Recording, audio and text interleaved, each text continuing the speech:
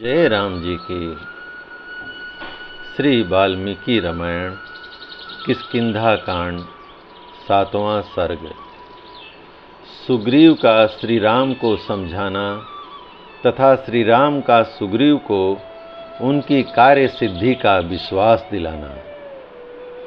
श्री राम ने शोक से पीड़ित होकर जब ऐसी बातें कहीं, तब वानरराज सुग्रीव की आंखों में आंसू भर आए और वे हाथ जोड़कर अश्रुगद्ध कंठ से इस प्रकार बोले। प्रभु, नीच कुल में उत्पन्न हुए उस पापात्मा राक्षस का गुप्त निवास स्थान कहाँ है? उसमें कितनी शक्ति है? उसका पराक्रम कैसा है? अथवा वह किस वंश का है? इन सब बातों को मैं सर्वथा नहीं जानता, परंतु आपके सामने सच्ची प्रतिज्ञा करके कहता हूँ कि मैं ऐसा यत्न करूँगा कि जिससे मिथिलेश कुमारी सीता आपको मिल जाएं। इसलिए शत्रु दमन वीर, आप शोक का त्याग करें। मैं आपके संतोष के लिए सैनिकों सहित रावण का वध करके अपना ऐसा पुरुषार्थ प्रकट करूँगा जिससे आप शीघ्र ही प्रसन्न हो जाएंगे। इस तरह मन में व्याकुलता लाना व्यर्थ है। आपके हृदय में स्वाभाविक रूप से जो धैर्य है उसका स्मरण कीजिए। इस तरह बुद्धि और विचार को हल्का बना देना, उसकी सहज गंभीरता को खो देना आप जैसे महापुरुषों के लिए उचित नहीं है। मुझे भी पत्नी के विरह का महान कष्ट प्राप्त हुआ है, परंतु मैं इस तरह शोक नहीं करता और न धैर्य को ही छोड़ता हूँ। यद्यपि मैं एक साधारण वानर हूँ, तथापि अपनी पत्नी के लिए निरंतर शोक नहीं करता। फिर आप जैसे महात्मा, सुशिक्षित और धैर्यवान पुरुष शोक न करें, इसके लिए तो कहना ही क्या है। आपको चाहिए कि धैर्य धारण करके इन गिरते हुए आंसुओं को रोकें। सात्विक पुरुषों की मर्यादा और धैर्य का परित्याग न करें। आत्मीय जनों के वियोग आदि से होने वाले शोक में, आर्थिक संकट में अथवा प्राणांतककारी भय उपस्थित होने पर जो अपनी बुद्धि से दुख निवारण के उपाय का विचार करते हुए धैर्य धारण करता है, वह कष्ट नहीं भोगता है। जो मूढ़ मानव सदा घबराहट में ही पड़ा रहता है, वह पानी में भार से दबी हुई नौका के समान शोक में विवश होकर डूब जाता है। मैं हाथ जोड़ता हूँ, प्रेम पूर्वक अनुरोध करता हूँ कि आप प्रसन्न हों और पुरुषार्थ का आश्रय लें। शोक को अपने ऊपर प्रभाव डालने का अवसर न दें। जो शोक का अनुसरण करते हैं उन्हें सुख नहीं मिलता है और उनका तेज भी क्षीण हो जाता है। अतः आप शोक न करें।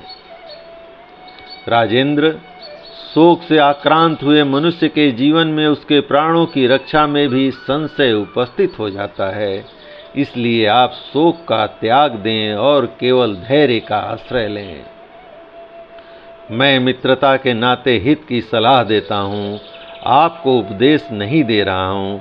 आप मेरी मैत्री का आदर करते हुए कदापि शोक न करें। सुग्रीव ने जब मधुर वाणी में इस प्रकार सांत्वना दी, तब श्री रघुनाथ जी ने आंसुओं से भीगे हुए अपने मुख को वस्त्र के छोर से पोंछ लिया। जय राम जी की। सुग्रीव के वचन से शोक का परित्याग करके स्वस्थ चित्त और कुकस्थ कुलभूषण भगवान श्री राम ने मित्रवर सुग्रीव को हृदय से लगा लिया और इस प्रकार कहा। सुग्रीव, एक स्नेही और हितैषी मित्र को जो कुछ करना चाहिए वही तुमने किया है। तुम्हारा कार्य सर्वथा उचित और तुम्हारे योग्य है। सखे, तुम्हारे आश्वासन से मेरी सारी चिंता जाती रही। अब मैं पूर्ण स्वस्थ हूँ।